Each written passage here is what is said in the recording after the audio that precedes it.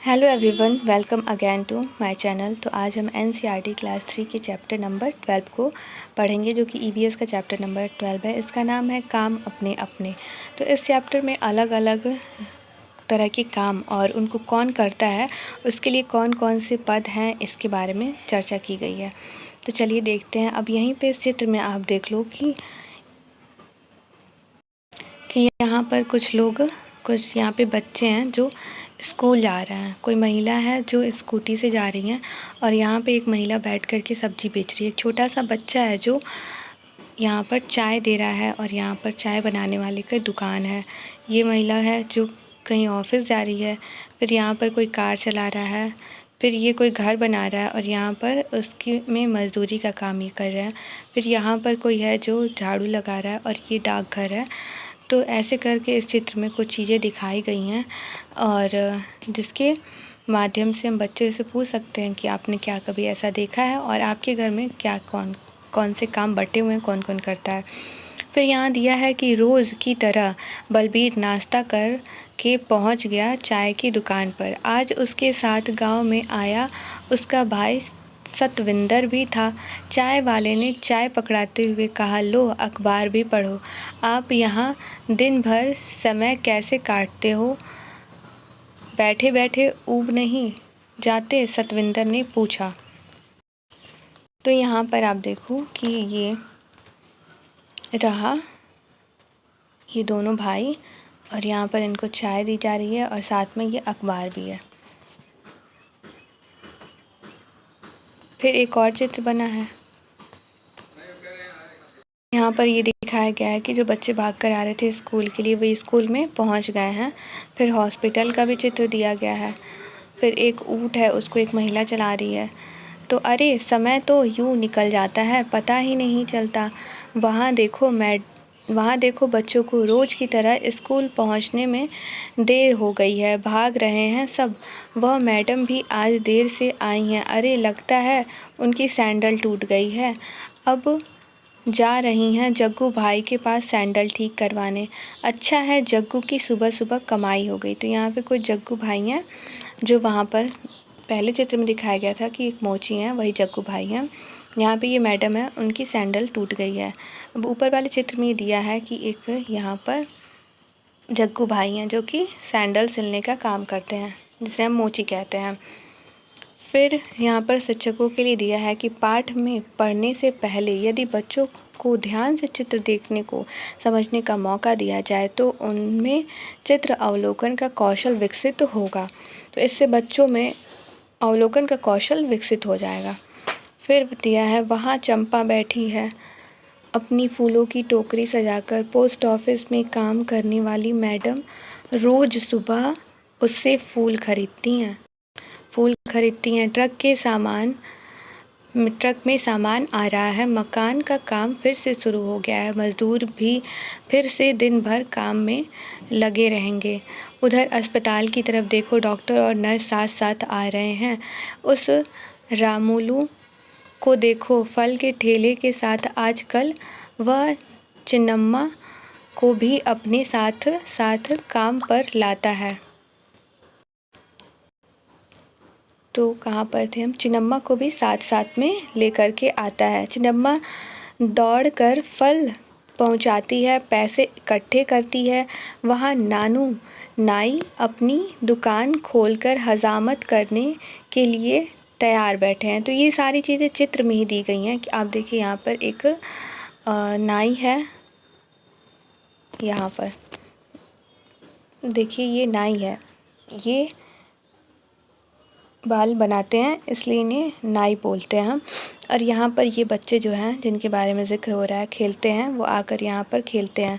और ये मज़दूरी करने वाली वो महिला है। तो इसी चित्र का यहाँ पर एक्सप्लेनेशन है। फिर देखो आपके चौराहे के बीच खड़ा है इकबाल सिंह जो दिन भर सीटी बजाता है। PE गाड़ी इधर से निकालो, सुना नहीं, ठेला इधर।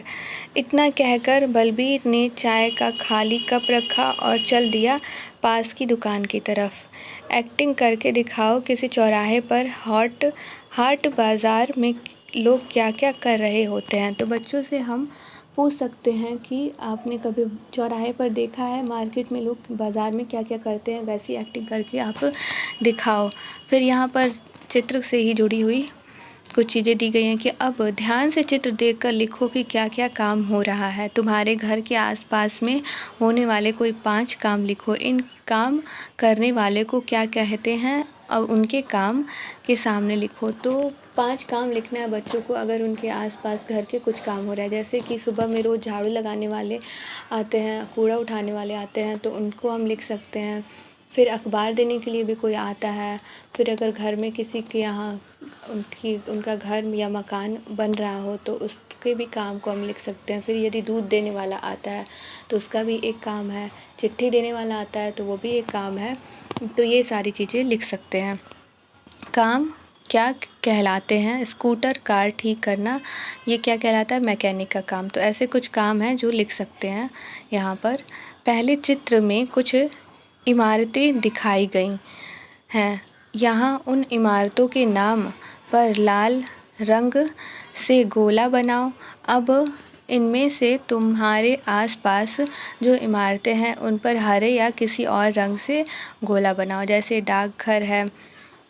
अब तुम्हारे आसपास जो है, पहले चित्र वाले जो भी इमारतें हैं उनको लाल रंग से बनाना है। तो क्या क्या हमने देखा था? डाकघर, अस्पताल देखा था, स्कूल देखा था, फिर हमने देखा था दुकान देखा था। तो ऐसे जो जो चीज़ें आपने चित्र में देखी हैं उन पर आप गोला लगा सकते हैं, वो भी लाल रंग से। और जो अपने घर के आसपास देखी है उस पे हरे रंग से। फिर किन्हीं 5 इमारतों के नाम और उनमें क्या काम होते हैं लिखो। तो ये 5 इमारतों के नाम लिखे हैं, उसमें क्या काम होता है। जैसे यहाँ पर अस्पताल है, वैसे स्कूल लिख सकते हैं और उसमें क्या होता है।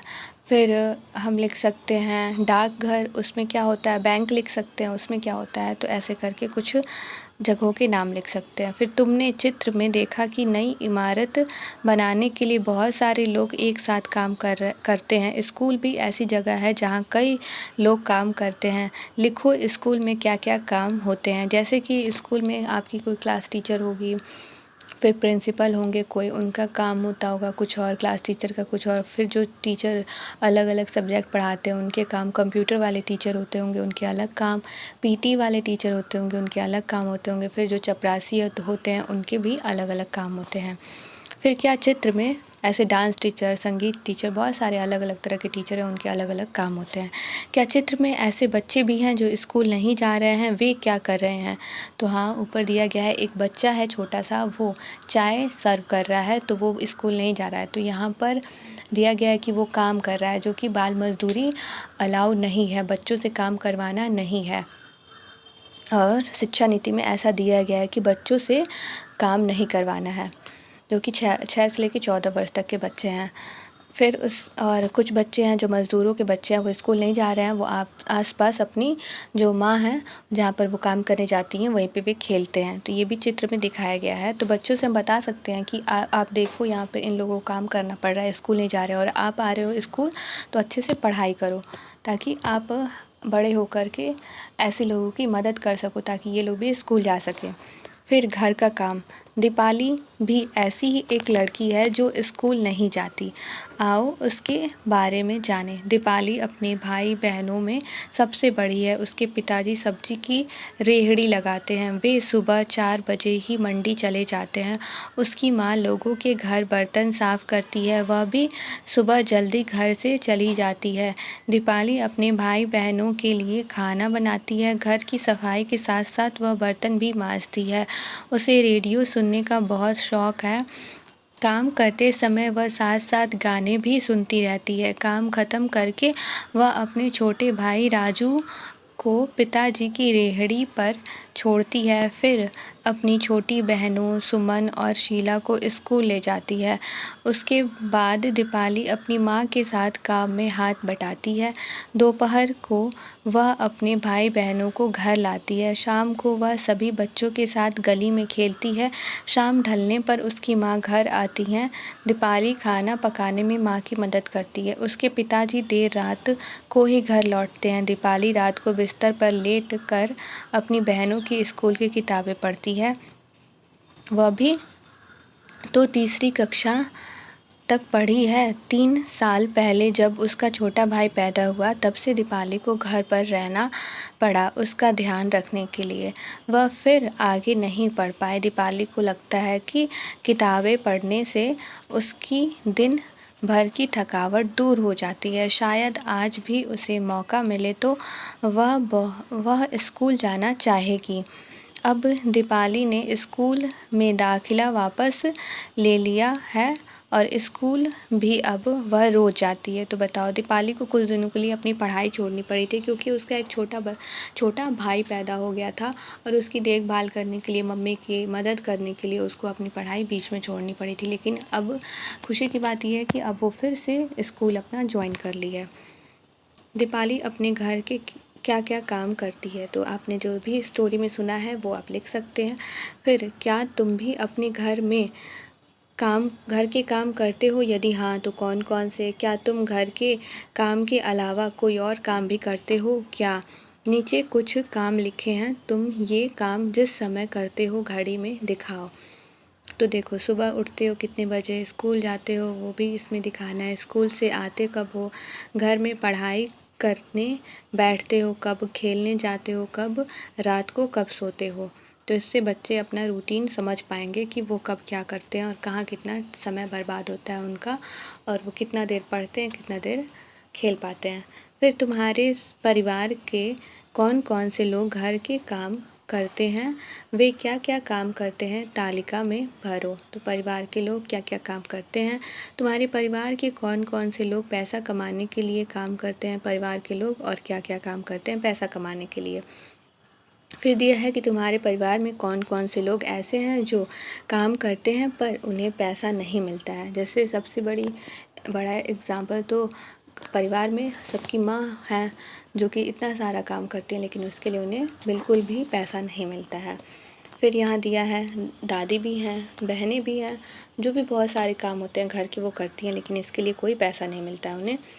फिर यहाँ दिया है कि बातचीत के दौरान यह संदेश मिलना आवश्यक है कि सभी काम महत्वपूर्ण हैं, कोई भी काम बड़ा या छोटा नहीं होता। यदि बच्चों द्वारा बताए गए कामों में जेंडर विषमता दिखाई दे तो उनके कारणों पर चर्चा करना अच्छा रहेगा। तो हाँ, बच्चों को हम यहाँ पर अब जेंडर ये चीज़ें तो समाज में ही बनाई गई हैं। अब बच्चों से हम कहेंगे कि अगर तुम्हारी बहन है तो वो काम करती है मम्मी के साथ तो तुम भी करो, अगर कोई लड़का है तो अगर वो कर रही है तो तुम भी हाथ बटा सकते हो अपनी बहन के साथ साथ, अपनी मम्मी के साथ साथ। लड़का और लड़की में कोई फ़र्क नहीं होता है, दोनों में से कोई भी कर सकता है। और यदि वो अपने घर के बारे में बताते हैं कि केवल उनकी माँ और बहन ही ज़्यादा काम करती हैं, कोई पुरुष है, या फिर अब जेंडर में ये चीज़ें भी आती हैं कि बाहर का काम सिर्फ पुरुष करते हैं, महिलाओं को भी कमाना चाहिए। तो ये चीज़ें हम लड़कियों को भी बता सकते हैं कि आप पढ़ोगे लिखोगे तभी आप कुछ बन पाओगे और अपने पैरों पर खड़े हो पाओगे, और तभी आप पुरुषों से जो बोलते हैं बराबरी करना कि पैसे कमाने में, तो पैसे कमाने वाले काम कर पाओगे, वरना घर के काम करोगे जिसके लिए पैसे भी नहीं मिलते और फिर लोग कहेंगे कि आप तो कोई काम ही नहीं करते हो। तो ऐसा हम बच्चों से ये सारी चर्चा कर सकते हैं और उनकी जब वो अपने घर का बताएंगे तो हम ऐसे समझ सकते हैं कि उनके घर के क्या हालात हैं, कि उनके घर में जेंडर विषमता है या नहीं। तो बच्चों से बोलेंगे कि ये गलत चीज़ें हैं और जो सही है उसको बताएंगे। फिर ये भी बताएंगे कि कोई काम छोटा बड़ा नहीं होता, सबका रिस्पेक्ट करना चाहिए। पता लगाओ तुम्हारे घर के बड़े लोग, दादा दादी, नाना नानी, जब बच्चे थे तब वे क्या क्या काम करते थे। अभय सारम्मा ने घर जाकर अपनी नानी से यही सवाल पूछा। नानी ने कहा कि वह बचपन में लकड़ी इकट्ठा करना, गोबर इकट्ठा कर उसके उपले बनाना, कभी गोबर से घर की लिपाई पुताई करना जैसे कामों में बड़ों का हाथ बटाती थी। मगर अब तो घर में गोबर गैस का चूल्हा है, सीमेंट की दीवारें और फर्श है। सारम्मा अब अपने घर के कई ऐसे काम नहीं करती जो उसकी नानी अपने बचपन में करती थी। तुमने पहले लिखा कि तुम क्या काम करते हो और तुम्हारे घर के बड़े लोग अपने बचपन में क्या काम करते थे। ये काम एक जैसे हैं या अलग अलग हैं। अब बताओ, यहाँ पे सारम्मा है और उसकी नानी के बारे में बात हो रही है। तो अब तो बहुत सारी सुविधाएं ऐसी हो गई हैं जिसकी वजह से वो काम नहीं करने पड़ते। अब लोगों को उपला नहीं बनाना पड़ता है, उसकी जगह पे गैस आ गई है या फिर इलेक्ट्रिक चूल्हे भी आ गए हैं जिन्हें अगर यूज़ किया जाए तो बहुत सारे ऐसे काम हैं, उपले बनाने का काम, लकड़ी इकट्ठा करने का काम, ये सारे काम नहीं करने पड़ेंगे। तो बचेंगे कुछ और काम जो आज के समय के बच्चों में और पुराने समय के बच्चों में यही अंतर लाता है। अब दिया है, ऐसे दो बच्चों से बात करके लिखो वे स्कूल क्यों नहीं जाते। पहले बच्चे का नाम, स्कूल ना जाने का कारण, दूसरे बच्चे का नाम, स्कूल ना जाने का कारण। तो ये सारी चीज़ें थी कि सबके अलग अलग काम होते हैं। बहुत सारे बच्चे होते हैं जो घर पर काम करने की वजह से, या फिर जैसे कि वहाँ पर हमने इस बच्ची की कहानी सुनी थी जो कि अपने छोटे भाई के पैदा होने की वजह से उसकी पढ़ाई बीच में रुक गई थी, इस वजह से वो स्कूल नहीं जा रही थी। तो ऐसे बहुत सारे कारण हैं जिनकी वजह से बच्चों की पढ़ाई छूट जाती है या फिर वो कभी जा ही नहीं पाते हैं स्कूल। तो ये सारी चीज़ें थी इस चैप्टर में। अगर आपको ये एक्सप्लेनेशन अच्छा लगा हो तो आप वीडियो को लाइक कर सकते हो और हमसे जुड़े रहने के लिए चैनल को सब्सक्राइब कर सकते हो। Thank you.